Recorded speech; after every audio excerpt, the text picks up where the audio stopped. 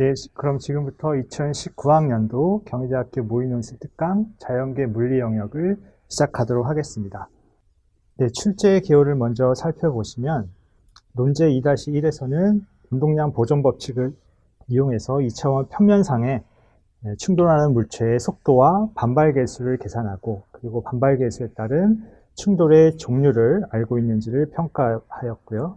논제 2-2에서는 평해판 측정기 내 균일한 전기장과 자기장이 동시에 가해질 때 등속 직선 운동하기 위한 전자의 속력을 구하는 문제와, 같은 조건 하에서 전자의 속력이 변할 때 전자의 운동 방향이 어떻게 영향을 미치는지를 설명하는 문제입니다.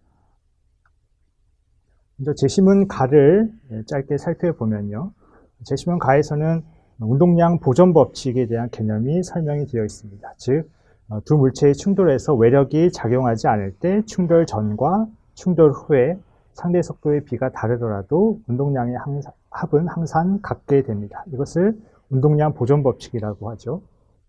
특히 2차원 평면상에서 두 물체가 충돌하는 경우에는 X축 방향과 Y축 방향으로 각각 따로 나눠가지고 각각의 방향의 운동량이 보존이 된다라는 개념을 사용할 수가 있습니다.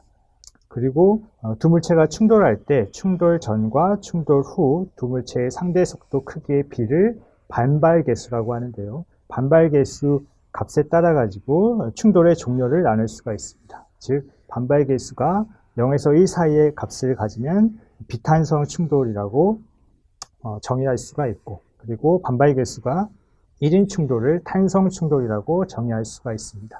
그리고 비탄성 충돌인 경우에는 충돌 전과 충돌 후에 운동량의 합은 보존되지만 운동 에너지는 감소하게 됩니다. 반면에 탄성 충돌인 경우에는 충돌 전과 충돌 후의 운동량과 그리고 운동 에너지가 모두 각각 보존이 됩니다. 구체적으로 논제 2-1에 주어진 상황을 보면 아래 그림에 잘 설명이 되어 있습니다. 그래서 물체 A가 1kg의 질량을 갖는 물체 A가 정지에 있는 물체 B에 4m/s의 속력으로 충돌을 하고, 충돌 후에 2차원 평면상에서 두 물체 A, B가 운동하는 상황을 묘사하고 있는 그림입니다. 그러면 구체적으로 문제를 살펴보면 충돌 후 물체 B가 충돌 전 물체 A의 운동 방향과 이루는 각도를 세타라고 하고, 이 세타를 구하는 문제와 충돌 후 물체의 B의 속도 V의 크기를 구하는 문제가 되겠습니다. 제시문에서 설명이 나와 있는 대로 2차원 평면상에서 운동량 보존 법칙을 적용할 때는 X축 방향과 Y축 방향으로 각각 따로 나눠 가지고 각각의 방향에 대해서 운동량 보존 법칙을 적용하면 됩니다. 그래서 X축 방향에 대해서 충돌 전과 충돌 후에 운동량의 합이 같다라고 놓으면 식 1번 식을 유도를 할 수가 있고요. 같은 방법으로 Y축 방향에 대해서 충돌 전과 충돌 후에 운동량의 합이 같다라는 것을 이용하면 2번 식을 유도를 할 수가 있습니다.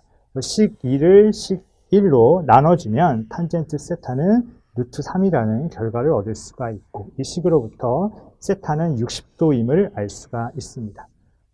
그래서 세타에 대한 값을 구했으므로 1번 식에다가 세타는 60도임을 대입을 하면 속도 V 값을 알 수가 있습니다. 그래서 답은 V는 1m/s로 구할 수가 있습니다. 문제 2-1의 두 번째 문제는 두 물체 A와 B의 충돌에 대한 반발 계수를 계산하고, 그 반발 계수 값에 따라서 주어진 충돌이 탄성 충돌 혹은 비탄성 충돌인지를 설명하라는 문제이죠.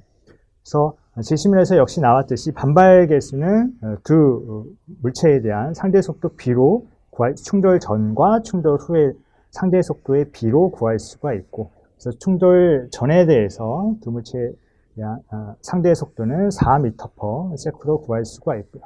그 다음에 충돌 후에 대한 두 물체의 상대 속도는 우리가 세타는 60도라는 것을 앞에 문제에서 구했죠. 따라서 충돌 후 물체 A와 물체 B의 운동 방향은 90도가 된다라는 것을 이용을 해서 상대 속도를 다음과 같은 식을 이용해서 루트 13m/s로 구할 수가 있습니다. 따라서 주어진 상황에 대한 반발계수, 충돌에 대한 반발계수는 4분의 루트 3임을 구할 수가 있고요.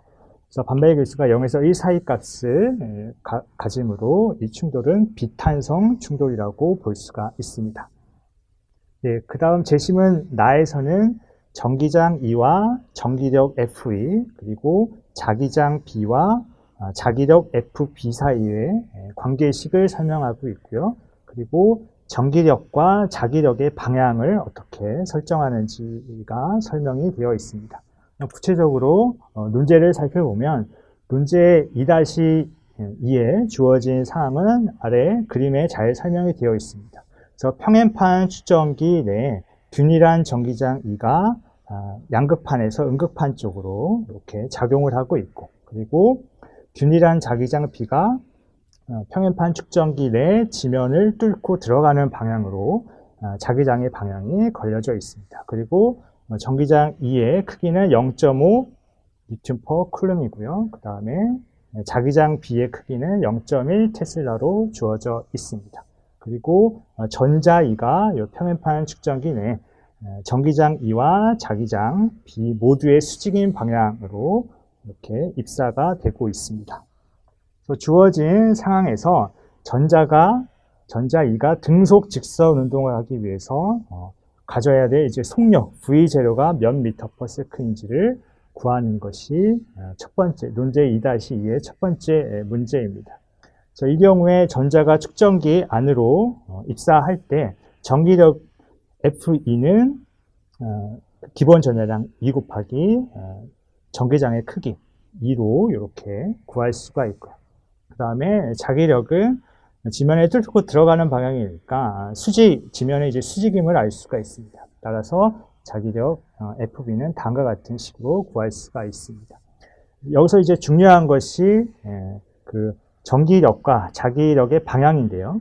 전기력의 방향, 전자 E가 받는 전기력의 방향은 전기장 방향의 반대 방향이니까 양극판 쪽으로 이렇게 힘을 받게 됩니다. 반면에 자기장 B에 의해서 전자 E가 받는 자기력의 방향은 그 반대 방향인 음극판 쪽으로 이렇게 향하게 되겠죠. 따라서 등속 직선 운동하기 위해서는 전자가 받는 힘이 전기력과 자기력이 모두 같아야 되는, 서로 상쇄해야만 등속 직선 운동을 하게 됨을 알 수가 있습니다. 따라서 식을 설정을 하면 다음과 같은 식으로 우리가 그 식을 세울 수가 있고, 이 식에 따라 가지고 V0에 대한 값을 구하면 5m/s가 됩니다.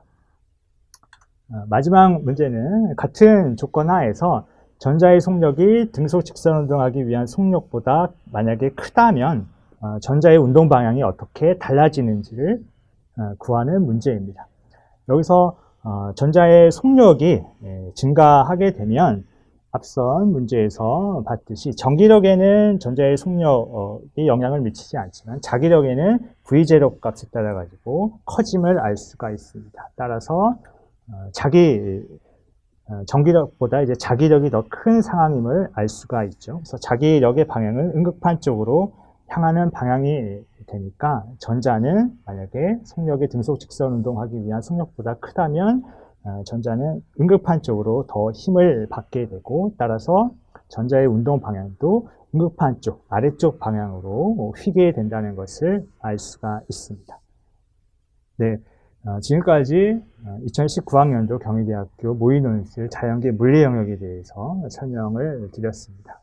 감사합니다.